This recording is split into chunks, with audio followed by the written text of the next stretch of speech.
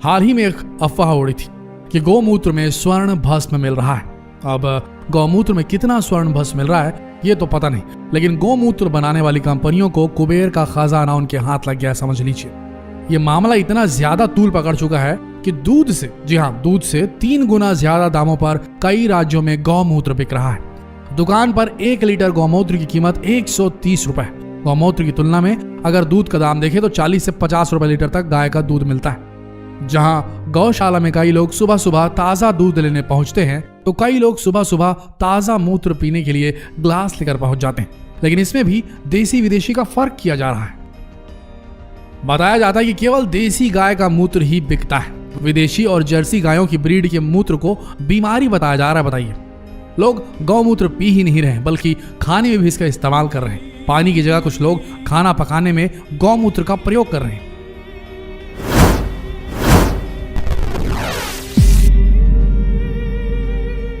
गौमूत्र को एंटीसेप्टिक यानी कि रोगाणुरोधी, एंटी पार्टिकल यानी कि ज्वरनाशी, एंटी फंगल यानी कि कवक रोधी, एंटीबायोटिक यानी कि प्रतिजीवाणु कहा जा रहा है। फैक्ट्रियों में रोजाना हजारों लीटर, लाखों लीटर गौमूत्र तैयार हो रहा है, जिसमें गर्म करके अमोनिया निकालकर पैक करके बाजार में बेचा जा रहा है। भाई, बात जहां तक थोड़े बहुत आयुर्वेदिक इस्तेमाल की थी तब तक तो ठीक थी, लेकिन जब बात यहां तक बढ़ गई कि धर्म की पैकेजिंग करके, लोगों के आस्था के साथ खिलवाड़ करके उन्हें बेवजह की फेक आशाएं बेची जब गई, तब चीजें गलत रास्ते पकड़ ली। जी हाँ, ये जो गौमूत्र का धंधा है वो काला धंधा बन गया। गलत आशाएं बेचने का धंधा बन चुका है।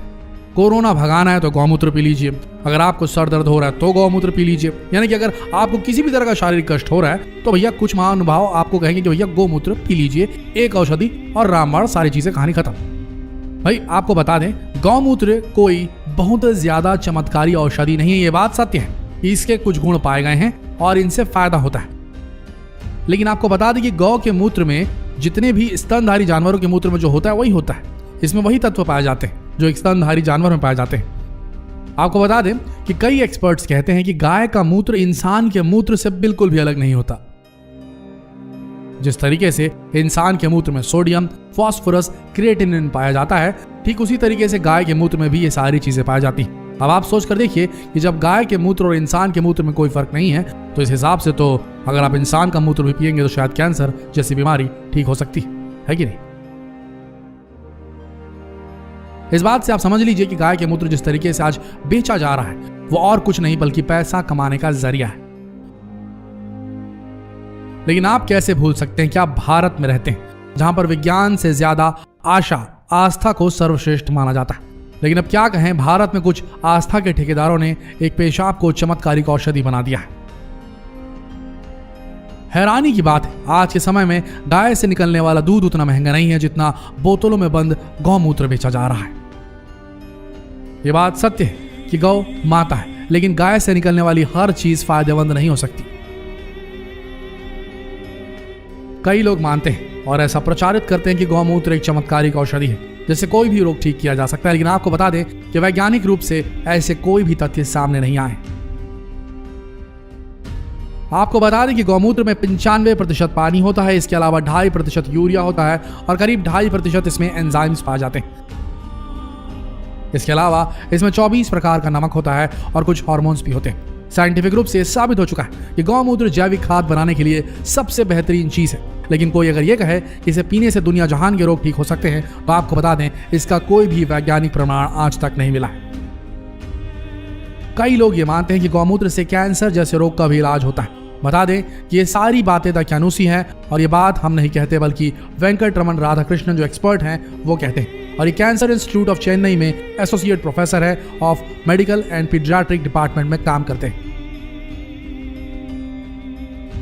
इनका मानना है कि ऐसा कोई भी तथ्य सामने नहीं आया है जो ये साबित कर सके कि गौमूत्र कैंसर जैसे रोग का इलाज कर सकता है। राधा कृष्ण जी आगे कहते हैं कि गाय का मूत्र जैविक खाद बनाने और जमीन को उपजाऊ बनाने के लिए सबसे बेहतरीन स्रोत माना गया है और आप इसे बेचना ही चाहते हैं तो फसल की उत्पादन क्षमता बढ़ाने के लिए इसे बेचिए। आपको बता दें, कई लोग ये कहते हैं और प्रचारित करते हैं कि गाय के मूत्र में रोग प्रतिरोधक क्षमता होती है, एंटी बैक्टीरियल प्रॉपर्टीज होती है। लेकिन देखा जाए तो ऐसी एंटीबैक्टीरियल प्रॉपर्टीज आपको विनेगर और अल्कोहल में भी मिल जाएंगी। तो क्या आप शराब पीना भी शुरू कर देंगे?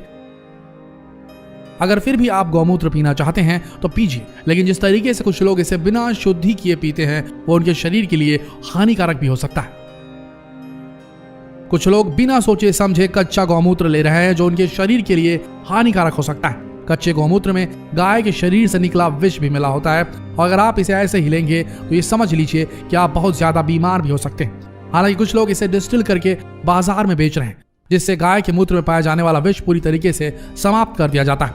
लेकिन आप ये बात मानकर चलिए कि गौमूत्र इंसान के पीने लायक बिल्कुल भी नहीं है। ये बिल्कुल एक इंसान के मूत्र की तरह ही होता है।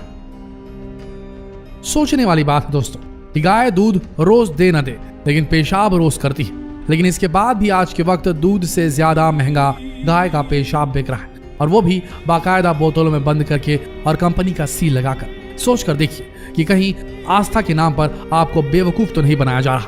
इसलिए किसी भी चीज पर विश्वास करने से पहले अपने कॉमन सेंस का इस्तेमाल जरूर करिए और सोचिए कि जो चीज जैसी बताई जा रही है क्या वो वैसी है या इसका कोई प्रमाण है। दोस्तों, आज 21वीं सदी है, इसीलिए हर चीज को आस्था से जोड़ना बंद कीजिए। थोड़ा अपना दिमाग भी इस्तेमाल कीजिए।